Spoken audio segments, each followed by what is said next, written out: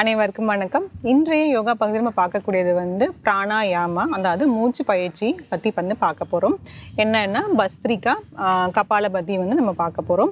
இதில் யார் செய்யணும் செய்யக்கூடாதுன்னு சொல்லிடுறேன், எப்படி செய்யணுங்கிறத நான் உங்களுக்கு சொல்லிடுறேன். ஃபஸ்ட்டு நம்ம கபாலபதி பண்ணால் தான் நமக்கு பஸ்திரிகா பண்ண முடியும். அது எப்படி பண்ணுறதுன்னு பார்க்க நம்ம ஏற்கனவே பகுதியில் சொல்லியிருப்போம். பட் இப்போ தான் புதுசாக பார்க்குறேன் அப்படிங்கிற மாதிரி இருந்தாங்கன்னா அவங்களுக்கு இது ஒரு ரீகாலாக இருக்க மாதிரி இருக்கும். இதில் ஃபஸ்ட்டு கபாலபதியில் பண்ணும்போது பார்த்தீங்கன்னா நீங்கள் எதில் வேணாலும் உட்காந்துக்கலாம். சுகாசனான்னு சொல்லுவாங்க, அதாவது சப்பளங்கால் போட்டு உட்காந்துக்கலாம். அப்படி இல்லைன்னா பத்மாசனா, அர்த்த பத்மாசனா, இல்லை வஜ்ராசனா. ஆனால் கபாலபதி பண்ணும்போதும் சரி, பஸ்திரிகா பண்ணும்போதும் சரி, நீங்கள் வஜ்ராசனா உட்காந்துக்கிங்கன்னா அதில் பலன்கள் ஜாஸ்தி இருக்கும். ஒவ்வொரு இதுலேயும் ஆசனாலையும் ஒவ்வொரு பெனிஃபிட் இருக்குது. இப்போது இந்த கபாலபதியும் பஸ்திரிகாவும் நம்ம வஜ்ராசனாவில் உட்காந்து நம்ம பண்ண போகிறோம். சப்போஸ் இப்போ என்னால் வஜ்ராசனம் போட முடியல, இப்போ எனக்கு கொஞ்சம் வயசு ஜாஸ்தியாக இருக்குது, எனக்கு மூட்டு வலி அதிகமாக இருக்குங்கிற மாதிரி இருந்தாங்கன்னா நீங்கள் நார்மலாக இந்த மாதிரி உட்காரனாலும் உட்காந்துக்கலாம். அது ஆப்ஷனு. இல்லை எனக்கு காலை நல்லா மடியாக இருக்குது, நல்லா வஜ்ராசனால உட்கார முடியும், கொஞ்சம் நேரம் ஒரு 5 நிமிஷம் உட்கார முடியும், ஒரு 10 நிமிஷம் உட்கார முடியுங்கிற மாதிரி இருந்தீங்கன்னா நீங்கள் வஜ்ராசனால உட்காந்துக்கலாம். அப்படியே எழுந்து வஜ்ராசனம் ஒரு கால் மடக்கிட்டு இன்னொரு கால் மடக்கிட்டு குதிக்கால் மேலே நம்ம ஏறி இப்படின்னு உட்காந்துருப்போம். இப்போ உங்களுக்கு அது மாதிரி உட்காரும் போது வலிக்கிற மாதிரி இருந்துச்சுன்னா நீங்கள் தலகாணியை இந்த காலுக்கு அடியில் வைக்கிற மாதிரியும் வச்சுக்கலாம். இல்லை குதிக்கால் மேலே வச்சுட்டும் தலகாணியை வச்சுட்டு அது மேலே இப்படி ஏறியும் உட்காரலாம். ஏன்னா நம்ம பிராணாயாமம் பண்ணும்போது கண்டிப்பாக ஒரு 10 நிமிஷம் பண்ணுற மாதிரி இருக்கும்.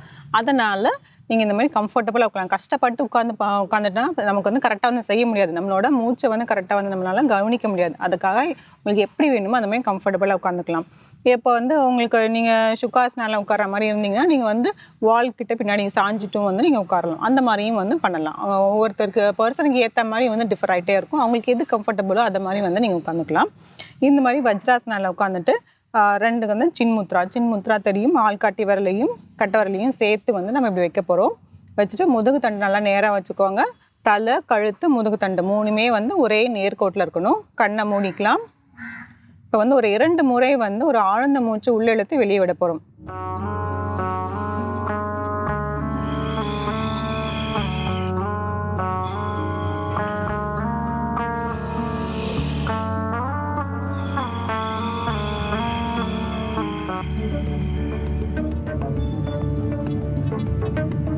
எதுக்காக நம்ம பிராணாயாமம் பண்ணுறதுக்கு முன்னாடி இந்த மாதிரி பண்ணணும் அப்படின்னு பார்த்தீங்கன்னா, நம்மளோட மைண்ட் ரொம்ப ஆக்டிவாக இருக்கும். இப்போ ஏதாவது ஒரு வேலை செஞ்சுட்டு அந்த மாதிரி வந்திருப்போம், இல்லைன்னா ஆசனா முடிச்சுட்டு வந்திருப்போம். அதனால தான் நம்ம ஆசனா முடிச்சுட்டு ரிலாக்ஸேஷன், அதாவது சாந்தி ஆசனா பண்ணிவிட்டு அதுக்கப்புறமேட்டு நம்ம மூச்சு பயிற்சிக்கு உட்காந்தோம்னா நம்மளோட மனநிலைமை கரெக்டாக அப்படியே காமாக இருக்கும். நம்மளோட மூச்சு சமநிலையில் இருக்கும்.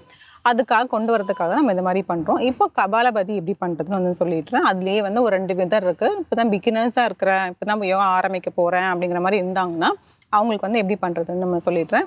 ஒரு விரல், இந்த விரல் ஆள்காட்டி விரல் மட்டும் வச்சுட்டு இந்த மூக்கை மூடிட்டு அப்படியே ஃபோர்ஸ்ஃபுல்லாக எக்ஸேல் பண்ண போகிறோம். எக்ஸேல்னா மூச்சு வெளியில் விட போகிறோம் அப்படின்னு வரும். இப்போ எப்படி நம்ம அதாவது கோல்டு வந்துச்சு நம்ம மூக்கு சிந்துவோமோ அந்த மாதிரி நம்ம பண்ண போகிறோம். ஒரு மூக்கை மட்டும் மூடிட்டு பண்ண போகிறோம். நல்லா நிமிர்ந்து உட்காந்துக்கலாம். இது பண்ணும்போது பார்த்தீங்கன்னா நம்மளோட வயிறு நல்லா இப்படி உள்ளே போகணும். நம்மளோட தோள்பட்டை நம்ம நகரக்கூடாது, மார்பு பகுதி நகரக்கூடாது, நம்மளோட முகமும் அப்படியே சுளிக்கக்கூடாது. நல்லா ரிலாக்ஸ்டாக காமாக அப்படி பண்ணோம்னா அதோட பலன்கள் ஜாஸ்தியாக இருக்கும். பண்ணலாம்.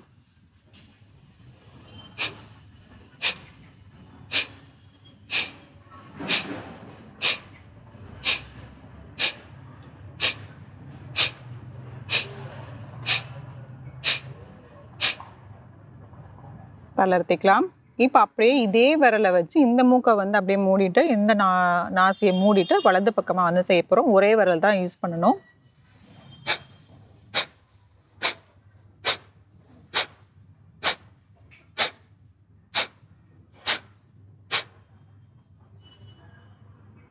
தளர்த்திக்கலாம். ஆழ்ந்த மூச்சு உள்ளிழுத்து வெளியே விடலாம்.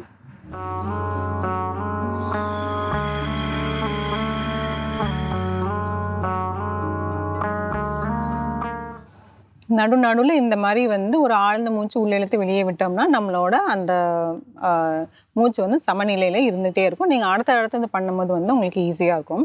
இப்போது நம்ம ஒரு இது பண்ணோம் இல்லையா, இது ஒரு ஸ்ட்ரோக்குன்னு சொல்லுவாங்க. ஒரு ஸ்ட்ரோக்லேருந்து அடுத்த ஸ்ட்ரோக்குக்கு ஒரு ஃப்ராக்ஷன் ஆஃப் செகண்ட்ஸ் நமக்கு கொஞ்சம் கேப் இருக்கணும். தொடர்ந்து அப்படியே ஃபாஸ்ட்டாக செஞ்சுட்டே போனீங்கன்னா உங்களுக்கு வயிறு வலிக்க ஆரம்பிச்சிடும். அதுக்காக தான் பொறுமையாக செய்யணும். ஆனாலுமே இந்த இது மட்டும் வேகமாக விடணும். அப்படி விடணும். இந்த மாதிரி ஒவ்வொரு ஸ்ட்ரோக்குக்கும் கொஞ்சம் கேப்பை விட்டு பண்ணிங்கன்னா உங்களுக்கு வந்து பிரச்சனை இருக்குது. நீங்கள் நிறைய வந்து கவுண்ட் வந்து நீங்கள் செஞ்சுட்டே போகலாம்.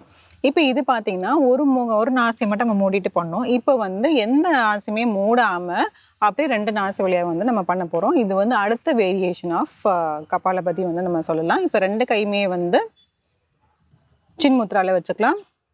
கபாலபதி,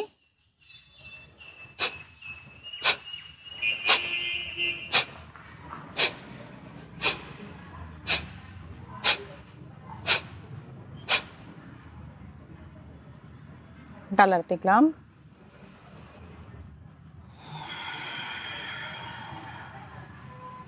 இன்னொரு முறை செஞ்சுக்கலாம்.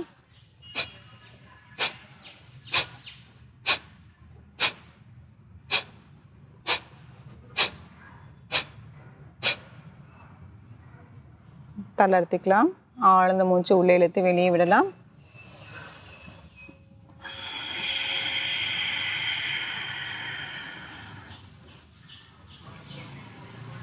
இப்போ வந்து நம்ம பண்ணும்போது வந்து உங்களுக்கு ஒரு 10 ஸ்ட்ரோக் தான் நம்ம செஞ்சோம். இந்த மாதிரி நீங்கள் கேப்பை விட்டு விட்டு பண்ணிக்கலாம் ஆரம்பத்தில். இப்போ என்னால் தொடர்ந்து செய்ய முடியும்னா ஒரு 20 ஸ்ட்ரோக் நீங்கள் செஞ்சுட்டு அதுக்கப்புறமேட்டு ஒரு ரிலாக்ஸ் பண்ணிவிட்டு மறுபடியும் ஒரு 20 ஸ்ட்ரோக் பண்ணுங்கள். அந்த மாதிரி வந்து நமக்கு ஏற்ற மாதிரி வந்து போயிட்டே இருக்கலாம். தொடர்ந்து பண்ண முடியலன்னா இந்த மாதிரி 10 நீங்கள் பண்ணலாம். இப்போ இதுதான் வந்து கபாலபதி பண்ணும்போது நீங்கள் கவனிச்சிருக்கீங்கன்னா நம்மளோட மூச்சு இழுக்கும் போது பார்த்தீங்கன்னா அது தானாகவே நடந்துடும். மூச்சு விடும்போது மட்டும்தான் நம்மளாம் வந்து வாண்டடாக வேகமாக விடுவோம் அப்படின்னு விடுவோம். மூக்கை இழுக்கிறது வந்து தானாக வந்து எந்தாயிடும். இப்போ நம்ம அடுத்தது வந்து பஸ்திரிகாவுக்கு வந்து வரப்போகிறோம். இது வந்து இது வரைக்கும் பார்த்தது வந்து கபாலபதி. இப்போ பஸ்திரிகா பிராணாயாமா. பஸ்திரிகா பிராணாயாமா வந்து என்ன பண்ணுவோம் அப்படின்னு பார்த்தீங்கன்னா மூச்சை வந்து வேகமாக இழுக்கணும், மூச்சு வேகமாக விடணும். ரெண்டுமே வந்து பண்ண போகிறோம். இது வந்து கையோட வந்து பண்ண போகிறோம். இப்போ நம்ம கபாலபதி பண்ணும்போது மூக்கை மூடிட்டு நம்மளோட இல்லைன்னா நம்ம வந்து கைகள் சின்முத்ராலே பண்ணணும். இது வந்து கைகளோட ஆக்ஷனோட வந்து நம்ம செய்வோம். கொஞ்சம் ஃபோர்ஸ்ஃபுல்லாக வந்து பண்ணுவோம். இந்த பஸ்திரிகா பிராணாயாமாவும் சரி, கபாலபதி பிராணாயாமாவும் சரி, ஹார்ட் பேஷண்ட்ஸ் வந்து பண்ண வேண்டாம். இப்போ தான் சர்ஜரி பண்ணியிருக்கேன் அப்படிங்கிற மாதிரி இருந்தால் அவங்களெல்லாம் வந்து செய்ய வேண்டாம். அதுக்கப்புறம் ஹை பிபி இருக்குது பார்த்தீங்கன்னா, ரத்த கொதிப்பு ஜாஸ்தியாக இருக்கும், அவங்களாம் வந்து இதை பண்ண வேண்டாம். மற்றவங்களாம் எல்லாம் பண்ணுறவங்களாம் வந்து பண்ணலாம். ஏன்னா அவங்க இன்னும் கொஞ்சம் வந்து அவங்களுக்கு அக்ரிவேட் ஆகிடும். அதுக்காக தான் நம்ம வந்து அவங்க 2 பேருமே வந்து வேண்டான்னு சொல்கிறோம். மற்ற எல்லாருமே வந்து தாராளமாக வந்து செய்யலாம். இப்போ பஸ்திரிகா பிராணாயாமா எப்படி பண்ணுறதுன்னு பார்ப்போம். கைகள் நல்லா வந்து மேலே தூக்கிட்டு இப்படி கொண்டு போகிறோம்.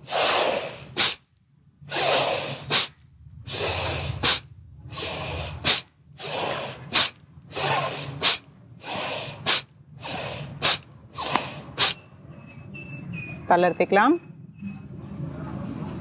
ஆழ்ந்த மூச்சு உள்ளே இழுத்து வெளியே விடலாம்.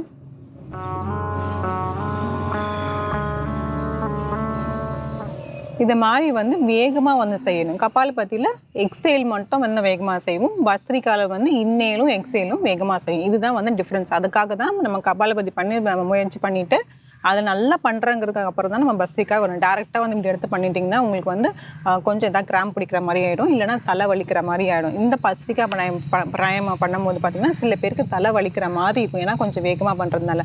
அதனால வந்து பார்த்திங்கன்னா ஒரு 5 இல்லைனா ஒரு 10 டைம் வந்து செஞ்சுட்டு அப்படி நீங்கள் ரிலாக்ஸ் பண்ணிவிட்டு மறுபடியும் வந்து நம்ம செய்யலாம். இன்னொரு முறை பண்ணிடலாம்.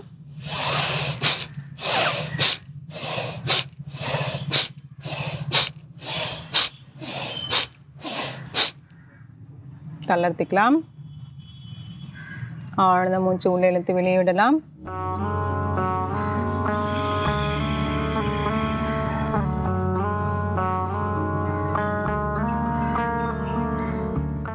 பஸ்திரிகா பிராணாயாமா பண்ணிவிட்டு கண்டிப்பாக வந்து நீங்கள் இந்த டீப் இன்னேல் எக்ஸேல் எடுக்கணும். இல்லைனா ஒரு 20 வினாடிகள் வந்து நீங்கள் அப்படியே உட்காந்துட்டு அதுக்கப்புறமேட்டு நீங்கள் அடுத்தது வேலையை வந்து பார்க்க போகலாம்.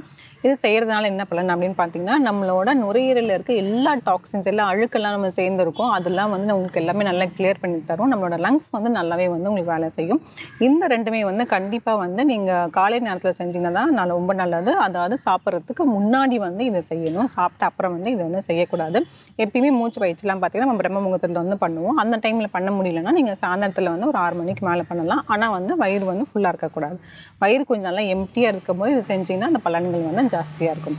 இந்த பிராணாயாமம் முயற்சி செஞ்சு பாருங்கள். மீண்டும் அடுத்த பகுதியில் சந்திக்கலாம்.